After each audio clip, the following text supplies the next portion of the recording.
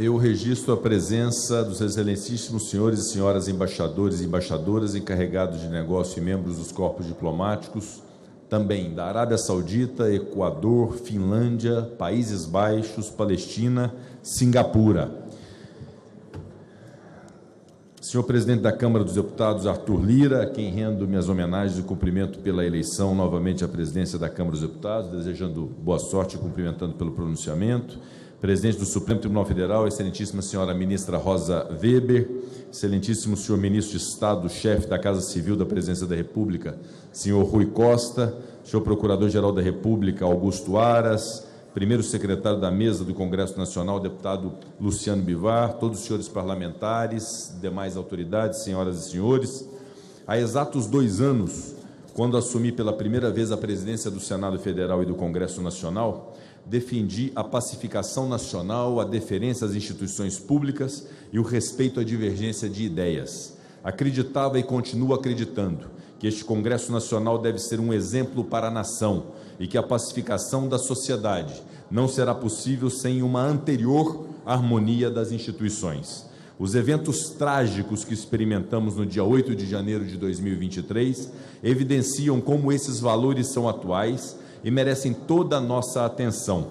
Essa data sombria em que a nossa sede, juntamente com a dos outros 2 poderes da República, foram alvos das mais covardes invasões e do mais ignóbil depredação, sinaliza também que nós, chefes de poderes, devemos dirigir a sociedade para o caminho do respeito às divergências. Conforta-nos, todavia, a certeza de que as instituições brasileiras não se eximirão de investigar e punir exemplarmente todos os criminosos envolvidos, direta ou indiretamente, naquela barbaridade.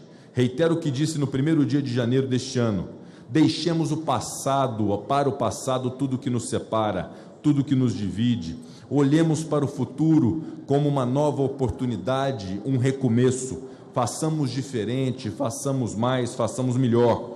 O futuro se desenha no presente e a hora de mudar o futuro da nossa nação é agora. Não percamos esta oportunidade.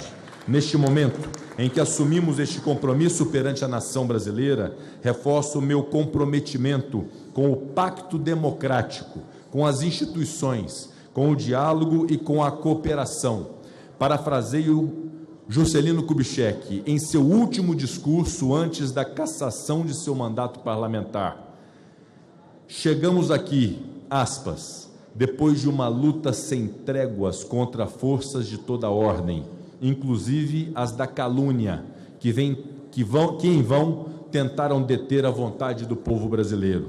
Fecha aspas. O Parlamento, local onde a diversidade de interesses encontra sua convergência, seguirá exercendo seu papel de garantidor da democracia brasileira, papel que se mostrou essencial frente aos ataques a ela dirigidos ao longo dos últimos anos. O Senado Federal e a Câmara dos Deputados não se omitirão, em nenhum momento, perante as ameaças ao processo democrático, às eleições livres e diretas, à integridade e à confiabilidade das urnas eletrônicas. Protegemos e protegeremos nosso sistema democrático, nossas instituições e nosso processo eleitoral. Se o voto é a primeira arma do cidadão, como dizia Rui Barbosa, o Congresso Nacional jamais permitirá que tal arma lhe seja sacada das mãos. Essa missão de proteger a democracia é agora compartilhada com cada um dos deputados e deputadas federais, senadores e senadoras aqui presentes e eleitos pela vontade soberana do povo brasileiro para representá-lo durante o próximo quadriênio. Reitero as boas-vindas às vossas excelências e desejo-lhes competência, trabalho árduo, sucesso contínuo no exercício dos mandatos parlamentares que ora inauguram. Tenho plena convicção de que a chegada de vossas excelências irá oxigenar o parlamento com novas ideias, dar voz a clamores populares e fornecer outras perspectivas de análise sobre os temas em voga na agenda nacional. Nesse sentido, o Poder Legislativo se compromete a trabalhar de maneira independente, porém harmônica, com o Poder Executivo, o Poder Judiciário e as instituições brasileiras, a fim de lidar com as grandes questões nacionais. O enfrentamento de problemas em uma nação continental como a nossa, aprofundadas análises e planejamentos cuidadosos, com a indispensável participação da sociedade no processo de elaboração legislativa. Retomando o que venho afirmando desde o discurso de abertura da minha primeira sessão legislativa como presidente do Congresso Nacional, considero que a atuação deste Parlamento deva se basear em pilares essenciais: a saúde pública, o crescimento econômico, o desenvolvimento social. De fato, os desafios sanitários decorrentes da pandemia do coronavírus nos revelaram que, antes de tudo, precisamos intensificar o comprometimento do Estado brasileiro com a saúde pública. E nosso dever, proteger e fortalecer o Sistema Único de Saúde e o Programa Nacional de Imunização, cujos inquestionáveis sucessos os tornaram amplamente referenciados e elogiados em todo o mundo. Para corroborar esse comprometimento, é essencial ainda universalizarmos os serviços públicos de saneamento básico, respeitando as metas estabelecidas no Marco Regulatório do Saneamento, aprovado por este Congresso em 2020. Assim como a saúde pública, o desenvolvimento social também foi severamente afetado pela Covid-19. Intensificadas durante a pandemia, a fome e a miséria voltaram ao topo da agenda nacional e de lá precisamos retirá-las urgentemente. Diante da fome e da miséria, senhoras e senhores, não sobrevivem a dignidade e a cidadania, fundamentos da República Brasileira. A fome de um povo é a prova maior da falha do poder público, da omissão do Estado. O presidente Ulisses Guimarães, em cuja homenagem esse plenário foi batizado, já asseverava que o inimigo mortal do homem é a miséria. Não há pior discriminação que a miséria. Nesse ponto, senhores colegas parlamentares, quero assegurar que todos podem contar com o absoluto engajamento da presidência do Congresso Nacional em promover e defender os objetivos da República estabelecidos na Constituição Cidadã: o combate à pobreza e à fome, a redução das desigualdades sociais e regionais e a construção de um país sem discriminação de qualquer sorte. Reforço também meu compromisso de construirmos uma sociedade com a necessária igualdade de gênero e destaco aqui justamente o papel da bancada feminina da minha casa, do Senado Federal, criada durante o último biênio, no intuito de ampliar a voz e o espaço às mulheres brasileiras no Parlamento. Nós, parlamentares, assumimos junto com nossos cargos e funções o dever cívico, o dever ético, o dever profissional de viabilizar políticas públicas que facilitem a vida do nosso povo. Trabalhemos, pois, para proteger e fomentar a prosperidade da nossa população, de toda a nossa população, mas com especial atenção às camadas mais sensíveis, como os povos originários, os habitantes das zonas rurais, os carentes de um teto ou de um pedaço de pão, onde possam viver de forma íntegra, digna e respeitosa. É justamente em momentos críticos e delicados, como o que ora enfrentamos, que o Estado deve se fazer mais presente e mais forte na vida dos cidadãos, de modo a garantir não apenas a sua subsistência, mas igualmente a criação de mais oportunidades de desenvolvimento social. Vamos trabalhar para que o Brasil volte a crescer, a gerar emprego, porque trabalho é dignidade. O Congresso Nacional não medirá esforços para avançarmos na agenda do desenvolvimento. Mais do que nunca, o Brasil almeja se destacar pelo desenvolvimento sustentável, aliando a responsabilidade fiscal à responsabilidade social e ambiental. Nosso país tem plenas condições de crescer a sua produção agropecuária, industrial, enquanto protege seus biomas e sua população. A natureza, aliás, nos presenteou com riquíssimas fontes de energias renováveis, uma indústria de enorme potencial econômico que precisamos promover com progressiva intensidade. Por falar em potencial de crescimento econômico, é fato que a pandemia afetou de maneira igualmente dura o terceiro pilar de atuação do Congresso Nacional.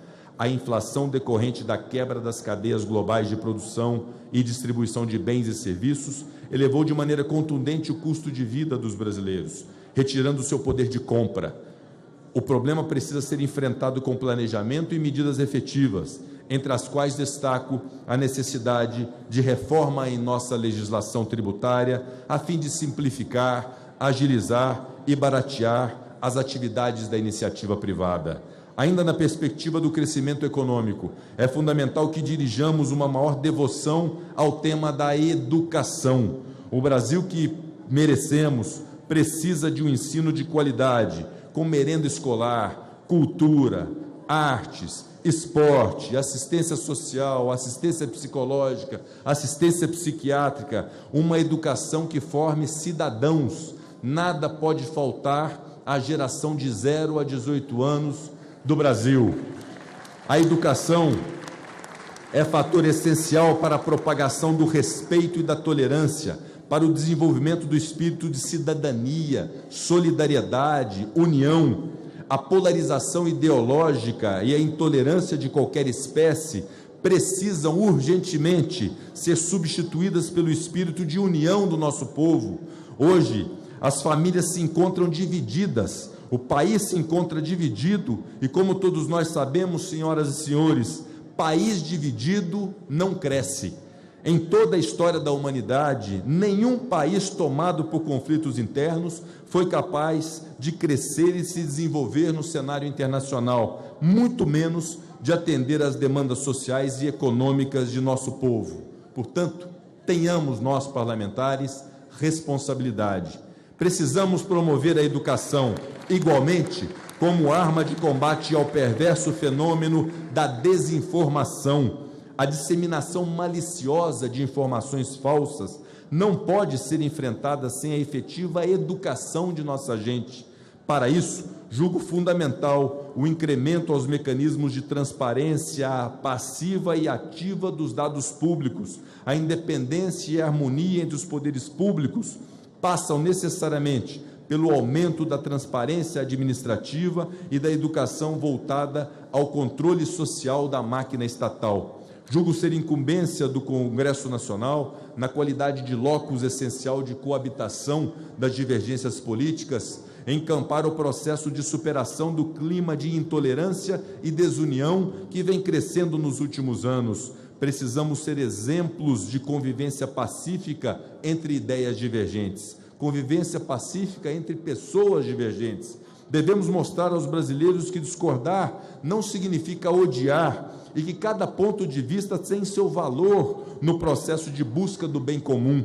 É preciso estreitar os laços entre União, Estados, Distrito Federal e municípios, a fim de propiciar a convergência de esforços necessária para garantir o efetivo resultado das políticas públicas. A tranquilidade política, a segurança jurídica, a estabilidade institucional são elementos indispensáveis à confiança externa no país e ao desenvolvimento nacional. Renovo os agradecimentos aos meus colegas deste Congresso Nacional pela confiança em mim depositada para presidir as atividades parlamentares no próximo biênio. Não pouparei esforços para fazer jus à oportunidade e à honra que mais uma vez me foi conferida. Tenho certeza de que, com a colaboração de cada um dos senhores e das senhoras, o Parlamento brasileiro manterá o ritmo de produção e a qualidade dos trabalhos legislativos na legislatura que ora se inicia.